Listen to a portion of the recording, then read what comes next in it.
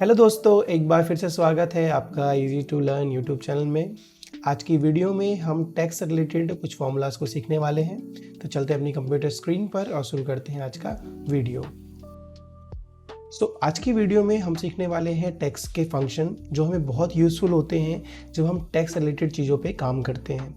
कई बार क्या ऐसा होता है कि हम अपने न्यूमेरिक वैल्यू पे तो हमने काम कर लिया, बट उसे प्रेजेंटिंग फॉर्म में करने के लिए या कुछ टेक्स्ट को एडिट करने के लिए भी या उन्हें मर्ज करने के लिए हमें इन फंक्शन की ज़रूरत पड़ती है, जिसमें हमारा सबसे पहला फंक्शन है कॉनकैटिनेट का।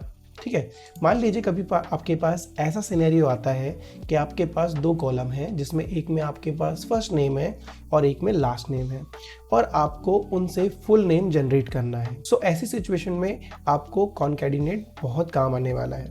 इसे यूज़ करने का तरीका काफ़ी सिंपल है।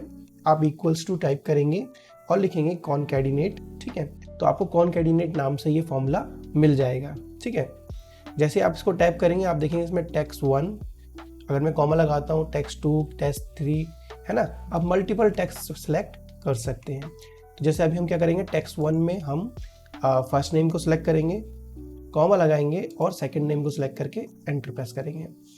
आप देखेंगे यहाँ पे हमें फर्स्ट और सेकंड नेम कॉनकैटिनेट तो हो गया है, बट उनके बीच में क्या है, स्पेस नहीं है।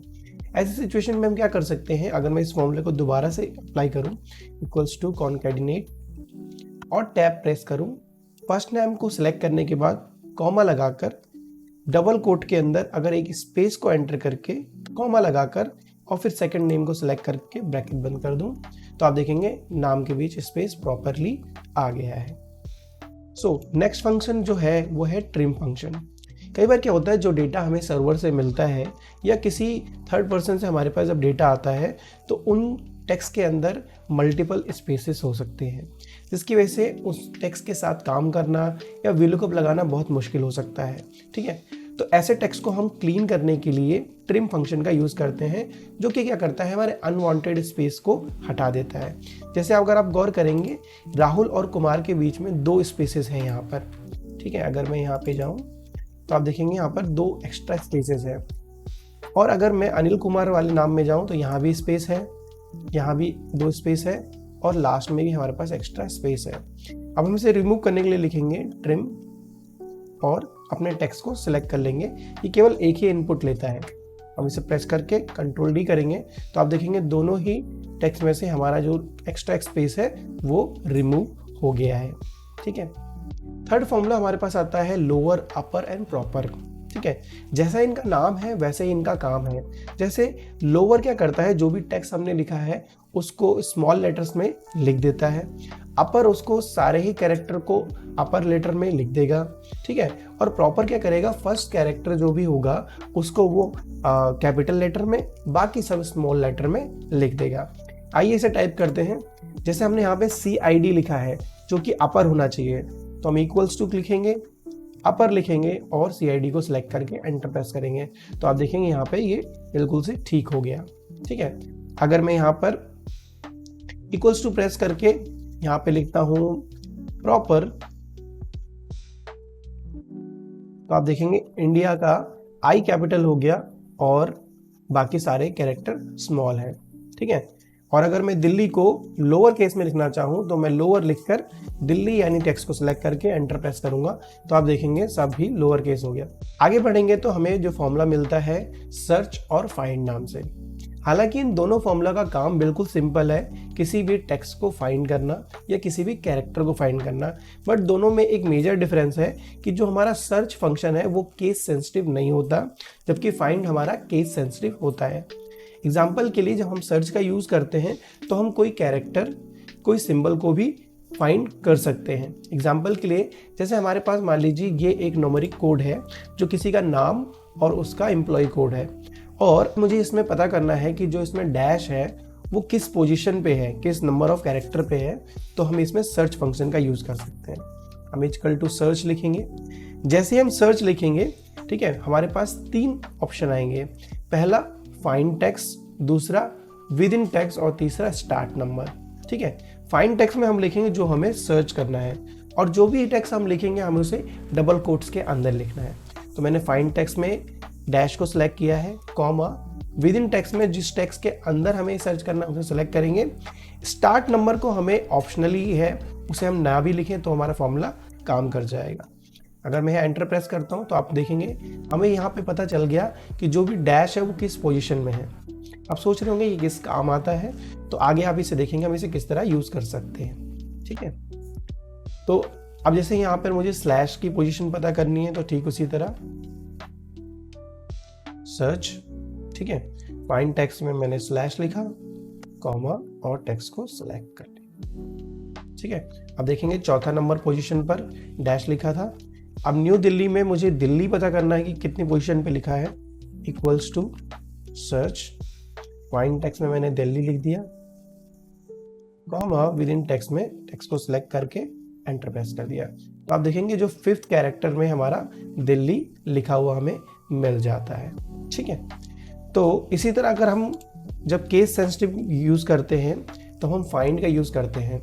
जैसे आप देखेंगे हमारे पास 2 S इस नाम में ऑलरेडी है, बट हम इस 2 S को नहीं चाहते, हम चाहते हैं जो कैपिटल में S लिखा है वो। हम सिंपली जैसे हमने सर्च फॉर्मूला यूज किया था, हम फाइंड लिखेंगे, फाइंड में फाइंड टेक्स्ट में हम कैपिटल में S लिखेंगे, कॉमा करेंगे और टेक्स्ट को सिलेक्ट करके एंटर प्रेस करेंगे। तो आप देखेंगे जो पोजीशन इसने हमें दी है वो 8th पोजीशन दी है। अगर मैं यहाँ पे स्मॉल कैरेक्टर में लिखता तो जो पोजीशन मिलती मुझे 2nd मिलती। ठीक है, ठीक इसी तरह मैं एक दूसरे एग्जांपल में लेता हूँ और यहाँ पे मैं फाइंड करता हूँ और मुझे इसमें जो फाइंड करना है L फाइंड करना है।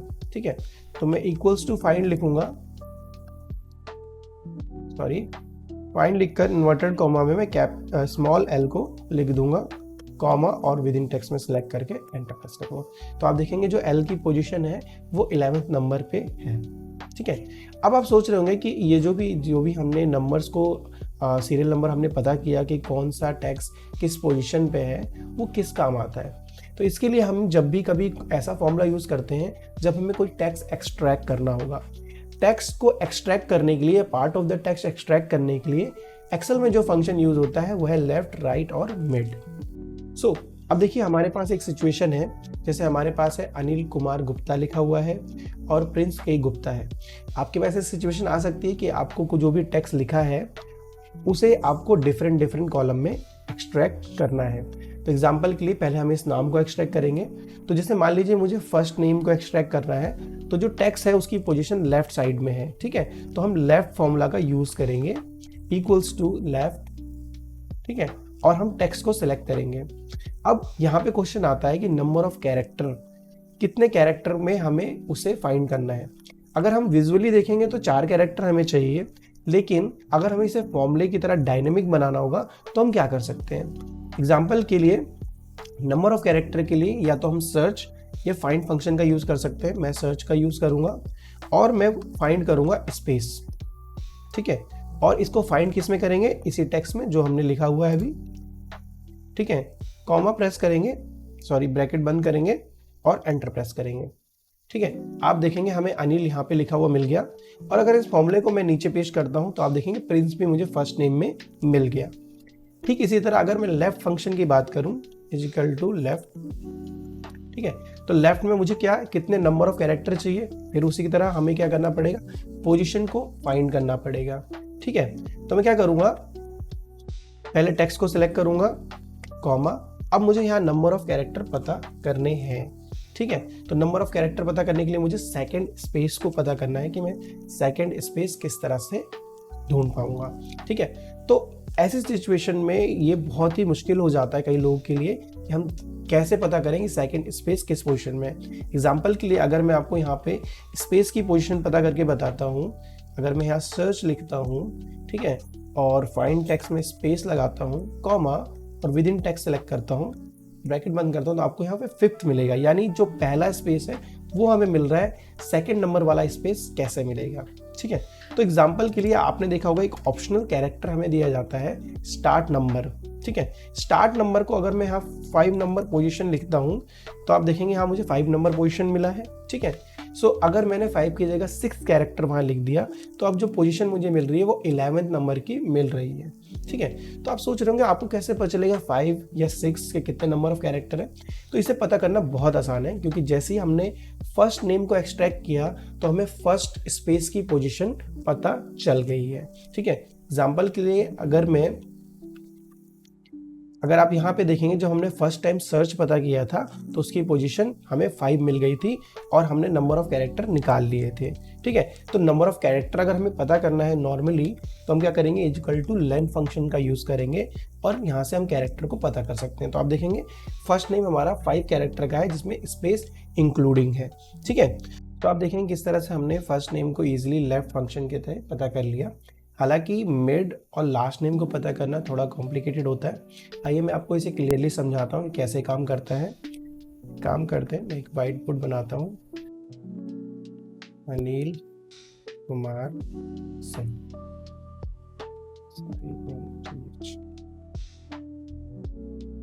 ठीक है, तो अगर आप देखेंगे तो यहाँ पे हमारे पास कुछ टेक्स्ट है, जैसे यहाँ पे 4 नंबर ऑफ कैरेक्टर है, यहाँ पे हमारे पास 5 नंबर कैरेक्टर है और यहाँ पर 5 है। अगर आप टोटल करेंगे तो यहाँ पे आप देखेंगे यहाँ पर जो लेंथ है इस पूरे टेक्स्ट की वो 14 कैरेक्टर की है। बट यहाँ पर जो हमारा स्पेस होता है ये भी 1 कैरेक्टर लॉन्ग होता है। ठीक है, तो इस पोजीशन पर इस स्पेस का जो कैरेक्टर है वो 1 है। तो अगर मैं टोटल करूँगा तो 5, 5, 10, 4, 14, 15 और 16 टोटल कैरेक्टर, जो इस टोटल टेक्स्ट की जो लेंथ है वो 16 कैरेक्टर लॉन्ग है। तो जब हमने लेफ्ट फंक्शन का यूज़ किया तो हमने फाइंड किया इस वाले स्पेस को और इस स्पेस से पीछे के कैरेक्टर को हमने लेफ्ट फंक्शन के थ्रू यूज़ कर लिया। ठीक है, लेकिन जब हमें लास्ट नेम पता करना होगा तो हमें किसी तरह से ये पता करना है कि ये वाला जो स्पेस है इसकी पोजीशन क्या है। तो जैसे हमें पोजीशन पर चल जाएगी वहाँ से हम लेफ्ट के सारे कैरेक्टर ले लेंगे। ठीक है, ठीक इसी तरह जब हमें मिड में इस स्पेस की पोजीशन और इस स्पेस की पोजीशन के बीच का जो नंबर होगा वो हमें क्या करेगा, मिड फंक्शन के थ्रू निकालना है। ठीक है, तो आपने देखा इसका एग्जांपल क्या है, इस तरह से है। सबसे पहले हमें पता करना है कि ये पोजीशन पर जो स्पेस है इसका पोजीशन नंबर क्या है। ठीक है, जो कि होगा ये 4, 5, 10 पर है या 11 पर है। ठीक है, तो 11 के बाद हमें लास्ट में जितने भी कैरेक्टर है वो चाहिए। आइए हम इसे एक्सेल में यूज़ करके देखते हैं। तो इसके लिए हमें 2-3 चीज़ें चाहिए होंगी कि हमारे टेक्स्ट की टोटल लेंथ कितनी है। तो टोटल लेंथ पता करने के लिए हमारे पास जो फॉर्मूला होता है वो लेंथ फंक्शन होता है। लेंथ फंक्शन के अंदर अगर हम कोई भी कैरेक्टर डालेंगे तो हमें उसकी टोटल लेंथ पता चल जाएगी। तो आप देखेंगे इसकी total length of this character है वो 16 है। ठीक है, तो अब हमें करना क्या है कि जो टोटल कैरेक्टर है उसमें से जो सेकंड स्पेस है वहाँ तक का कैरेक्टर माइनस कर देना है। ठीक है, लेकिन जब भी मैं इसमें स्पेस को फाइंड करूँगा, अगर मैं यहाँ सर्च करता हूँ और सेलेक्ट करता हूँ टेक्स्ट को और ब्रैकेट करके स्पेस बनाकर स्पेस टाइप करके कॉमा अगर मैं टेक्स्ट को सिलेक्ट करता हूँ तो आप देखेंगे मुझे यहाँ पे 5th नंबर कैरेक्टर मिल रहा है। हालांकि जबकि हमें 5th नंबर जो पोजीशन है वो पहले स्पेस की है, हमें सेकंड स्पेस की चाहिए। ठीक है, तो इसके लिए हम क्या कर सकते हैं, आपने देखा होगा जब मैं इस फॉर्मूले को लिख रहा था तो यहाँ पे एक ऑप्शनल आर्ग्यूमेंट हमें और मिलता है जो कि है स्टार्ट नंबर का। स्टार्ट नंबर का हमें क्या करता है कि हमें किस पोजीशन से स्टार्ट करना है। ठीक है, तो अगर मैं इसको ऐसे करता हूँ कि मैं अगर लेन करता हूँ और जो हमने फर्स्ट नेम लिया है और उसको यहाँ पर एंटर कर देता हूँ। ठीक है, और ब्रैकेट बंद करके एंटर पर प्रेस करता हूँ तो अभी मुझे 5 मिल रहा है क्योंकि ऑलरेडी 5 कैरेक्टर है। तो मैं यहाँ पे क्या करता हूँ, लेन में +1 कर देता हूँ। तो आप देखेंगे अब जो मुझे कैरेक्टर मिल रहा है वो 11 मिल रहा है। ठीक है, तो अब मुझे पता चल गया कि मेरा सेकेंड नंबर जो सेकेंड स्पेस है वो 11 पोजीशन पे है और टोटल लेंथ मेरी 16 कैरेक्टर की है। तो अगर मुझे लास्ट नेम पता करना होगा तो मुझे करना क्या है, जो भी टोटल कैरेक्टर है उसमें से मुझे जो सेकंड स्पेस है उस पोजीशन को माइनस कर देना है। तो मुझे पीछे से मतलब राइट से कितने कैरेक्टर हमें चाहिए लास्ट नेम को वो हम इजीली पता कर सकते हैं। तो आइए इसको सॉल्व करते हैं। सॉल्व करने के लिए पहले हमें इन दोनों चीज़ों को सॉल्व कर लेते हैं। सेकंड स्पेस का फॉर्मूला हमारे पास यहाँ ऑलरेडी है और लास्ट नेम पता करने के लिए हमें जो लॉजिक है वही लगाना है और टोटल कैरेक्टर यहाँ पर है। तो हम यहाँ क्या करते हैं, राइट लिखते हैं। जैसे हम राइट लिखेंगे तो राइट में उसे चाहिए टेक्स्ट पर कितने कैरेक्टर चाहिए, ठीक है। तो हम क्या करेंगे, यहाँ पर पहले हम टेक्स्ट को सिलेक्ट करेंगे और नंबर ऑफ कैरेक्टर के लिए हम दो चीज़ें करेंगे। एक, पहले हम लेन फंक्शन में टोटल नंबर ऑफ कैरेक्टर ले लेंगे जैसा हमने पहले यहाँ पे किया था, ठीक है। फिर उसका क्या करेंगे, माइनस करेंगे और सेकंड स्पेस पता करने के लिए सर्च फंक्शन का यूज करेंगे। उसमें हम फाइंड टेक्स्ट में स्पेस को डालेंगे, कॉमा विद इन टेक्स्ट में टेक्स्ट को सिलेक्ट करेंगे, कॉमा और इसमें हम लेंथ डालेंगे हमारे जो फर्स्ट नेम की है और उसमें +1 कर देंगे। जैसे हम ऐसे ब्रैकेट बंद करके दो बार ब्रैकेट बंद के एंटर प्रेस करेंगे तो आप देखेंगे हमारे पास लास्ट नेम भी इजीली हमें मिल गया। और हम जैसे इसे ड्रैग करेंगे तो हमें सेकंड नेम भी मिल जाएगा। अभी देखिए यहाँ पे करेक्शन करना पड़ेगा, गुप्ता। तो आप देखेंगे चाहे मैं कितने भी नंबर ऑफ कैरेक्टर यहाँ पे लिख दूं, ठीक है, वो ऑटोमेटिक ही आइडेंटिफाई कर लेगा कितने नंबर ऑफ कैरेक्टर है। अगर मैं मैनुअली यहाँ 5 टाइप करता तो हमेशा के लिए क्या होता, वो 5 डिजिट को ही रीड करता, ठीक है। तो आपने देखा यहाँ पे किस तरह से हमने फर्स्ट नेम और लास्ट नेम को यहाँ पर एक्सट्रैक्ट कर लिया। ठीक इसी तरह अब हमें मिडिल नेम को भी पता करना है। मिडिल नेम को पता करना थोड़ा इजी हो जाएगा क्योंकि हमें सिर्फ 2 स्पेस की पोजीशन को पता करना है और हमें दोनों स्पेस की पोजीशन हमने पता कर ली है कि सेकंड स्पेस की पोजीशन 11 है और फर्स्ट स्पेस की हमारी 5 है। तो जैसे करते हैं हम, अगर मैं मिड टाइप करूँगा तो आप देखेंगे मिड मुझे 2 आर्ग्यूमेंट कहता है टेक्स्ट के साथ साथ, एक स्टार्ट नंबर और एक नंबर ऑफ कैरेक्टर, ठीक है। तो यहाँ पे भी ठीक हमें नंबर ऑफ कैरेक्टर पता करना है। तो स्टार्ट नंबर हमारा क्या रहेगा, अगर मैं कॉमा लगा के यहाँ लेन प्रेस करूँगा, लेन टाइप करूँगा और इस कैरेक्टर को जो हमने पहले फर्स्ट नेम निकाला है उसको टाइप करके नंबर ऑफ कैरेक्टर में फिलहाल मैं क्या करता हूँ 5 लिखकर ब्रैकेट बंद कर देता हूँ, ठीक है। तो आप देखेंगे उसने कुमार से रीड करना तो शुरू कर दिया लेकिन 5 कैरेक्टर ही रीड किया है। तो उसे कितने कैरेक्टर आगे जाना है ये जानने के लिए हमें सेकेंड कैरेक्टर से और फर्स्ट नेम की लेंथ माइनस करनी होगी, ठीक है। तो हम क्या करेंगे, नंबर ऑफ कैरेक्टर पता करने के लिए पहले हम क्या करेंगे, टोटल जो हमारा सेकंड कैरेक्टर है उसको पता करेंगे जिसमें हमने ऑलरेडी पता किया है। हम यहाँ से इसको कॉपी कर लेंगे सर्च वाले से। एक काम करता हूँ, मैं इसे दोबारा ही कर देता हूँ ताकि आपको चल जाएगा।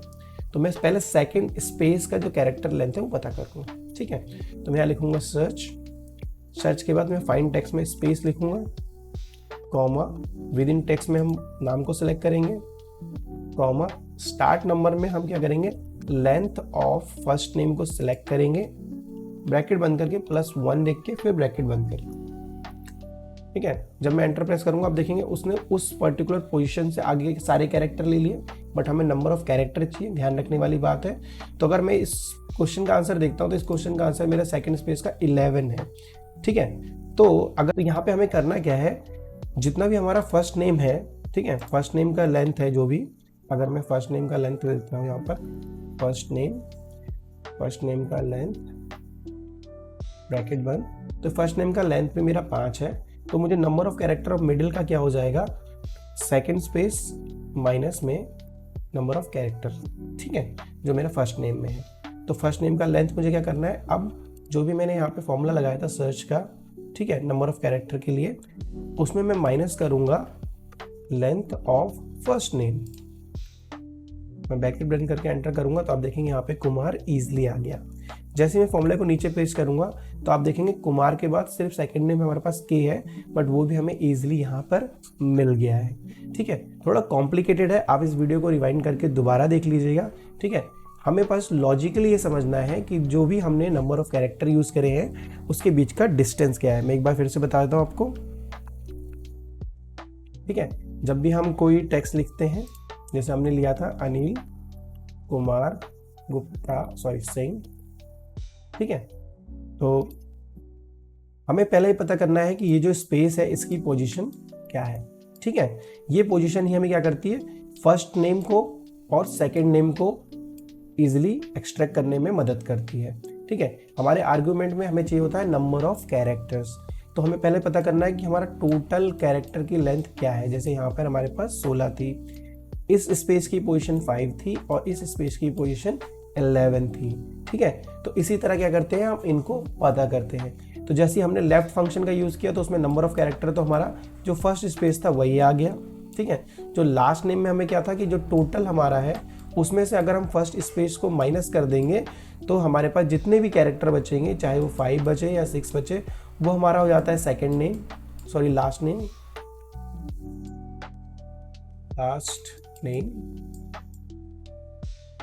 ठीक है। मेरी राइटिंग को थोड़ा सा इग्नोर करना, ठीक है। और जितना भी हमारे पास फर्स्ट कैरेक्टर और जितना भी हमारा फर्स्ट नेम के बाद का जो टेक्स्ट है और जो सेकंड स्पेस का टेक्स्ट है, इसके बीच की जो नंबर ऑफ कैरेक्टर होते हैं और पोजीशन होती है, तो पोजीशन तो हमारी हो जाएगी 6, बट नंबर ऑफ कैरेक्टर हो जाएगा जो हमारा फर्स्ट स्पेस और सेकंड स्पेस के बीच का है, तो वो 5 भी हो सकता है। और सेकंड एग्जांपल में हमारे पास सिर्फ एक कैरेक्टर था, ठीक है। आई होप आपको समझ में आया होगा, थोड़ा कॉम्प्लिकेटेड है, ठीक है।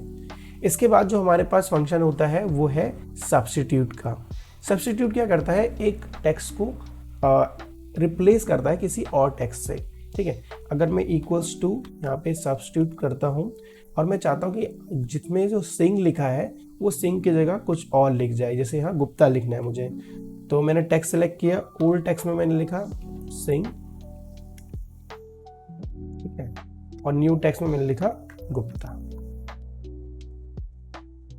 ब्रैकेट मैंने किया, तो आप देखेंगे अनिल कुमार की जगह अनिल गुप्ता यहाँ पर आ गया। अब जैसे यहाँ पर देखिए मेरे से गलती हो गई है, मैंने यहाँ पे टी लिखना भूल गया, तो मैं यहाँ पर भी क्या करूँगा, इसको रिप्लेस करूँगा और मैं यहाँ पर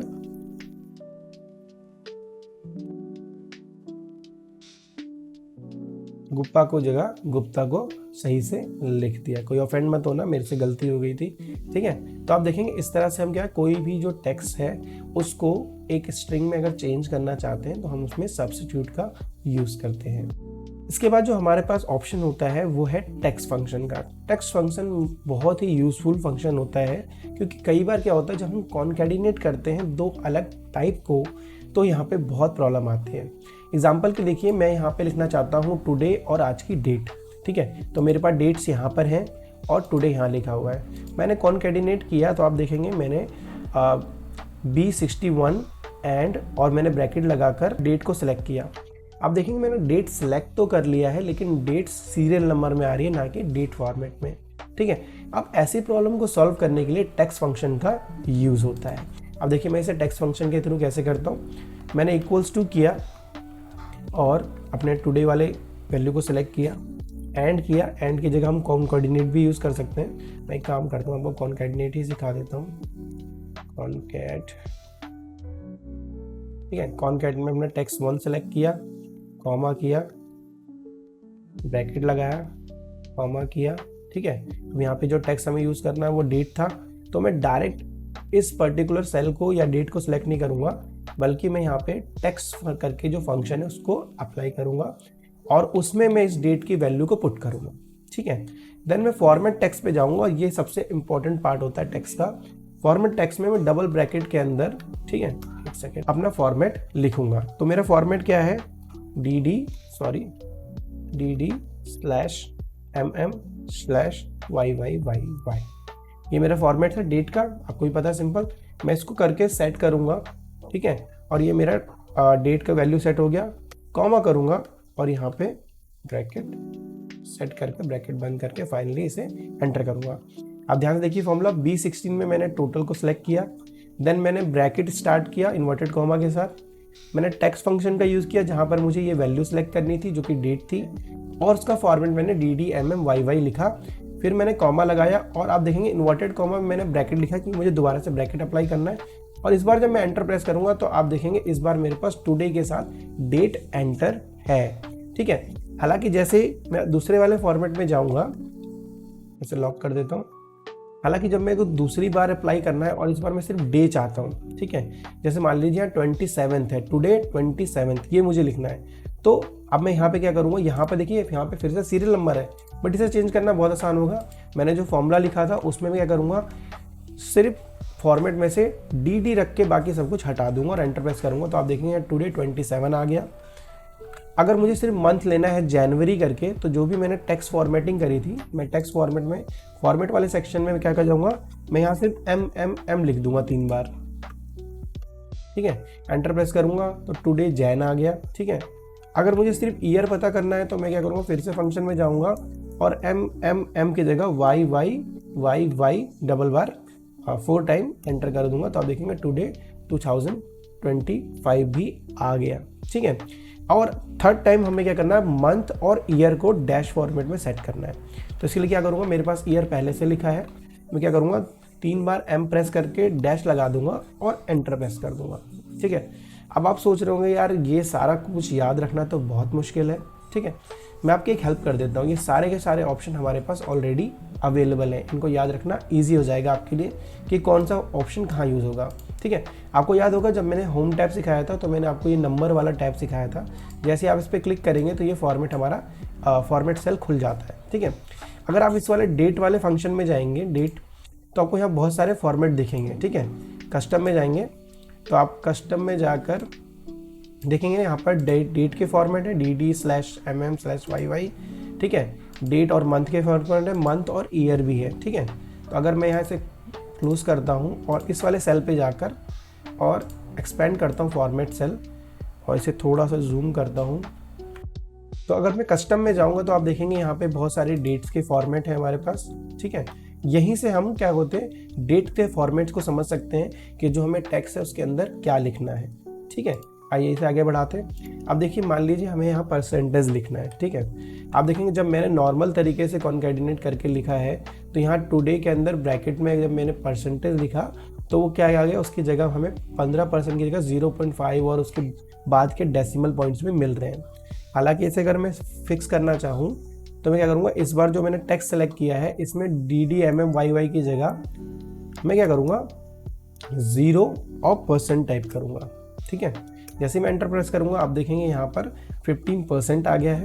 अगर मुझे डेसिमल पॉइंट यूज़ करना है तो मुझे इस फॉर्मूले को एडिट करना है और इसके अंदर 0.0, ठीक है, जितने भी मैं डेसिमल पॉइंट रखूँगा उतने डेसिमल पॉइंट मुझे यहाँ पर देखने को मिल जाएंगे। ठीक है, ठीक है, साथ ही अगर मुझे पॉजिटिव और नेगेटिव करना है तो ये एक बहुत इंपॉर्टेंट टॉपिक हो जाता है। ठीक है, आप देखेंगे इस पॉजिटिव और नेगेटिव करने के लिए मुझे क्या करना पड़ेगा, मैंने एक बार इसे इस तरह से लिख दिया है तो मुझे क्या करना है, इसके बाद सेमीकोलन लगाना है। ठीक है, और फिर से -0.00% लिख देना है। मैं क्या कर सकता हूँ, इस पर प्लस लगा देता हूँ ताकि दोनों डिफरेंस दिखे। तो मैंने एक बार प्लस लिखा और एक बार माइनस लिखा, सेमीकोलन लगाकर एंटर प्रेस किया तो आप देखेंगे इस बार 15 प्लस में आ रहा है। अगर मैं यहाँ जैसे ही इसे माइनस में करूँगा तो आप देखेंगे वहाँ पर माइनस भी ऑटोमेटिकली आ गया है। ठीक है, तो इस तरह से हम क्या कहते हैं पॉजिटिव और नेगेटिव कर सकते हैं। साथ में अगर हमने कोई वैल्यू लिखी है और वो गलत फॉर्मेट में आ रही है तो हम वैल्यू को भी सही करने के लिए क्या कर सकते हैं, इसी तरह बस पॉइंट को हटाकर पॉजिटिव और नेगेटिव लिख सकते हैं। अब देखेंगे यहाँ पे टोटल टुडे 10 प्लस में आ रहा है, अगर मैं यहाँ से माइनस कर दूँ तो यहाँ पे माइनस आ जाएगा। ठीक है, तो आप बहुत ध्यान से इस फॉर्मूले को सीख लीजिए, ये आपके बहुत काम आने वाला है। सो आज की वीडियो में इतना ही। आपको आज की वीडियो में आपने क्या नया सीखा कमेंट करके ज़रूर बताएं। मैं मिलता हूँ आपसे अगली वीडियो में, तब तक के लिए बाय।